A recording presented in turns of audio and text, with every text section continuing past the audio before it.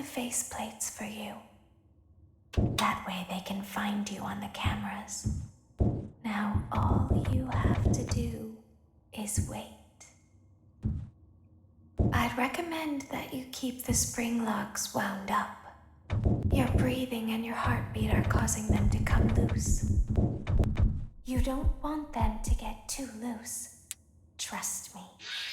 What's worse than knowing a sadistic killer is hiding in the dark, realizing that you're locked inside the dark room. In part 2, Charlie and her friends barely escaped the abandoned Freddy Fazbear's Pizza, only to realize their friend Carlton had been dragged into the shadows by someone wearing a decaying yellow rabbit suit. Now, they are forced to do the unthinkable. They had to go back in. Charlie wrapped her hands around the rusted handle of the heavy metal door. With a shrieking groan, it swung open, swallowing them back into the pitch-black abyss of the pizzeria. The air was even heavier now. The low, electrical hum of the building seemed to vibrate directly in their teeth. They knew the rules of the building now. If they wandered blindly, they were dead. They needed us. They needed the security cameras.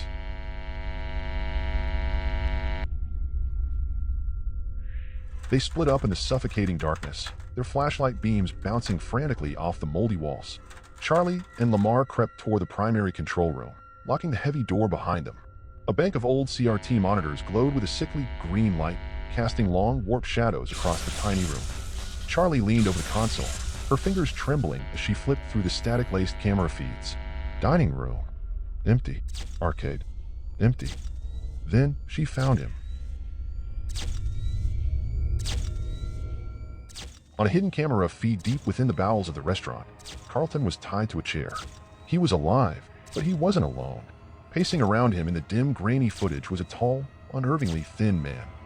It was Dave, the night guard they had seen earlier outside the mall. But Dave wasn't wearing his security uniform anymore. Resting on the table next to him was a massive, grinning head of the yellow rabbit suit.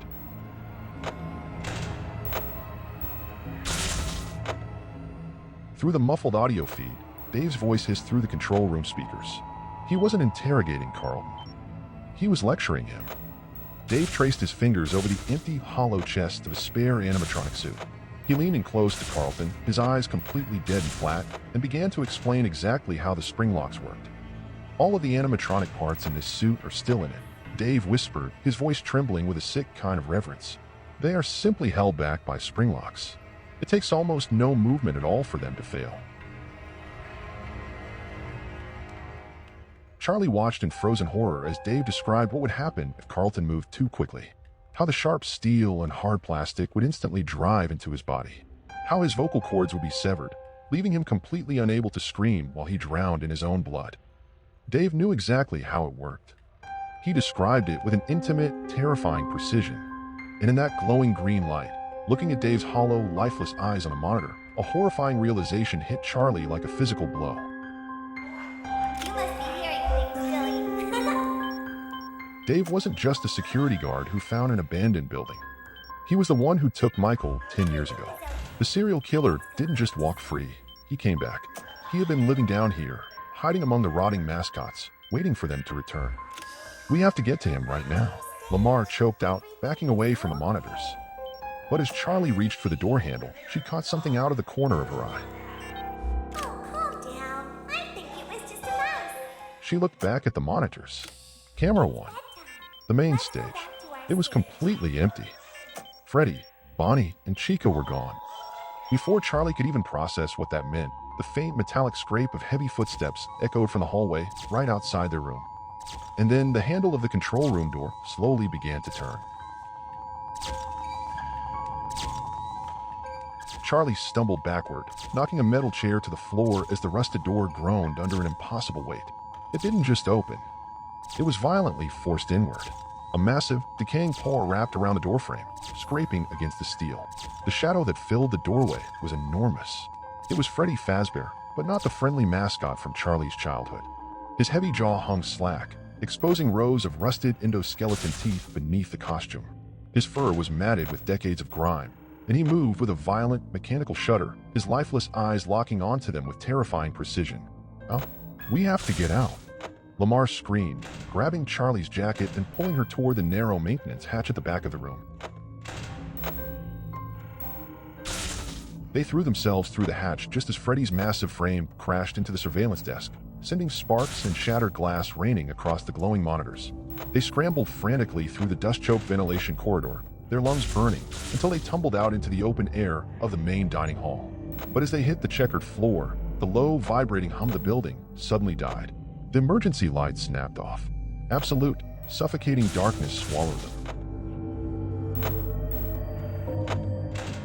Charlie fumbled for her flashlight, her hands shaking violently. She clicked the button, but nothing happened. The thick, stagnant air of the pizzeria was completely silent for a fleeting moment. Then they heard it. The heavy, metallic thud of footsteps. Not just from the hallway they had just escaped, but from all around them. Slowly, out of the pitch-black void, lights began to ignite. One by one, cold, piercing, glowing eyes snapped open in the darkness. To their left, the towering silhouette of Bonnie the Rabbit. To their right, the twitching, disjointed frame of Chica. They hadn't escaped. They had walked right into a trap. They were completely surrounded in the dark. "Stay completely still," Charlie whispered, her voice barely audible over the whining servos of the approaching machines. But from the deep shadows near the arcade, a new figure emerged. It didn't have the cold, mechanical glow of the others. It was larger, bulkier, and it moved with a sickening, heavy drag. It was the Yellow Bear, the exact same empty, soulless mascot Charlie had seen standing on the stage the day Michael vanished 10 years ago. Its golden fur was stained and rotting, its massive head tilting unnaturally to the side. Before Charlie could even scream, the Yellow Bear lunged with a terrifying, fluid burst of speed. Its massive arms shot out, violently grabbing Lamar and lifting him off the ground. Lamar thrashed wildly, but the grip was like a vise of solid steel. In the blink of an eye, the Yellow Bear dragged him backward, vanishing instantly into the pitch-black labyrinth of the pizzeria's deepest corridors.